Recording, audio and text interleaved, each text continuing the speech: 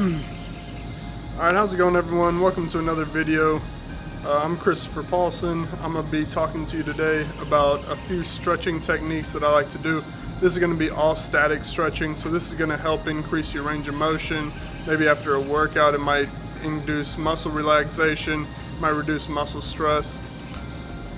This is going to be a series of exercises that you're going to perform either in the morning when you have a few minutes to spare, in the evening, after, before you go to bed, or in the middle of the day if you have a few minutes to spare. You can also perform this after your workout. I do not suggest performing these exercises before a workout because this is going to be static stretching, so that will limit your performance during the workout. Now let's go on ahead and get right into it. Alright, so the first stretch is going to be an elbow extensor stretch. We're going to perform this stretch for about 10 to 30 seconds. The longer you can perform the stretch, the more it's going to benefit you. I'm going to perform this on my right arm first, and then I will perform it on my left arm. Now, I'm not really pulling my arm back at all with my other hand. I'm just supporting it to make sure that it stays up there.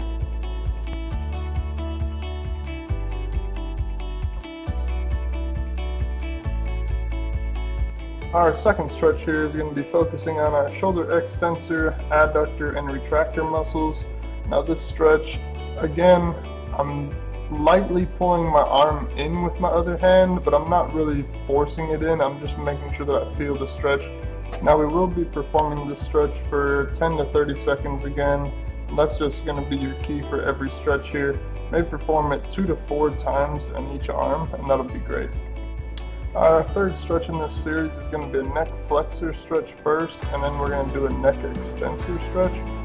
Now, some people like to put their hands either on their forehead during the neck flexor stretch and then behind their head on the neck extensor stretch. This isn't necessary, but if you want a little extra stretch or you're not feeling it as much by just using your body weight, then you can try this. Next is the standing toe extensor and ankle dorsiflexion stretch. Now, you might need a chair or a table, or maybe I could use the fence to hold my balance. I am curling my toes back behind me in the foot that's being stretched. This will increase the stretch.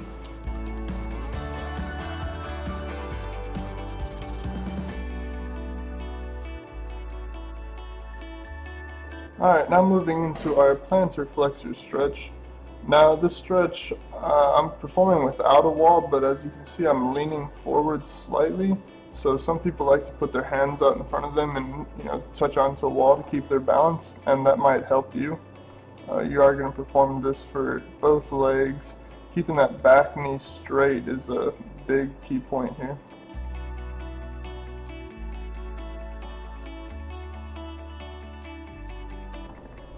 Okay, this is a modified hamstring stretch. Now there's a couple key points I'm going to point out here later on in this stretch, but for right now I'm just going to remind you that each of these stretches that I'm performing, I'm going to do about 2 to 4 sets per stretch, and then also I'm going to hold between 10 and 30 seconds.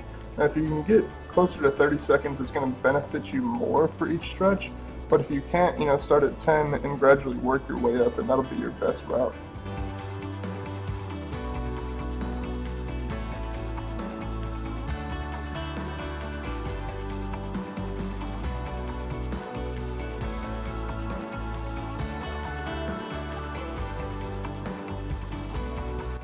Okay, so now for the fun stuff.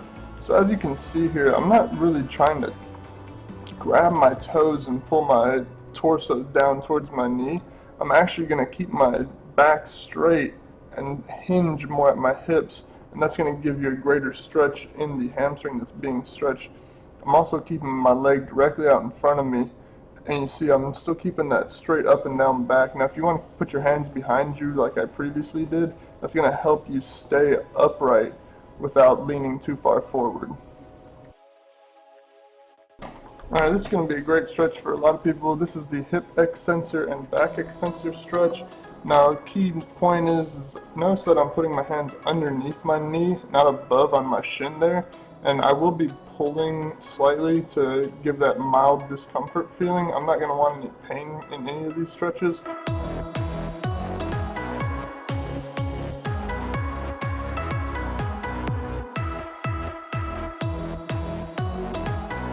Okay, we are moving into our lying hip flexor and knee extensor stretch. Now there's a couple key points here. I'm going to make sure that my body is straight in line with itself.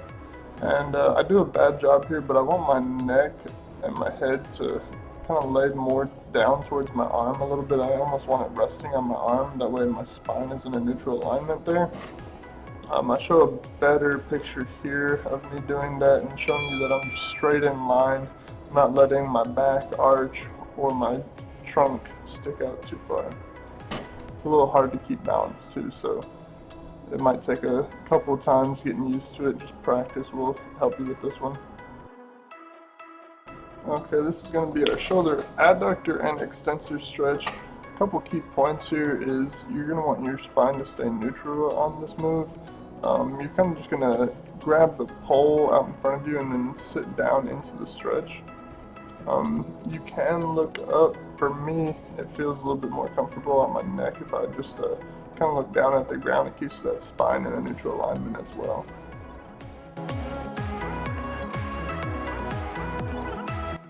This is going to be the shoulder flexor stretch. Now in order to accomplish this stretch, you're going to have some surface, maybe a wall or a corner of a wall that you can put your hand behind. You could even do this on a tall chair. You could do this kneeling so that the chair is more in line with your shoulder here.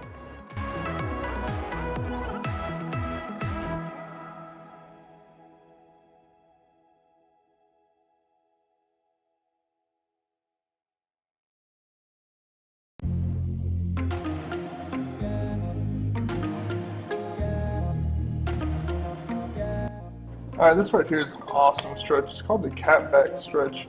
Some people in this position would actually extend their back before flexing it, but as you can see, I'm going to flex my back here. That's really going to stretch anything along my upper back, and then I'm going to come back to neutral position, move my hands half the distance between where my hands were and where my knees are, and that's going to start stretching a little bit further up in your back. And then once you move your hands all the way to your knees here, that's going to stretch the very, very top of your back closer to your neck a little bit. And you can kind of see how the flexion in my back changes as I change hand positions.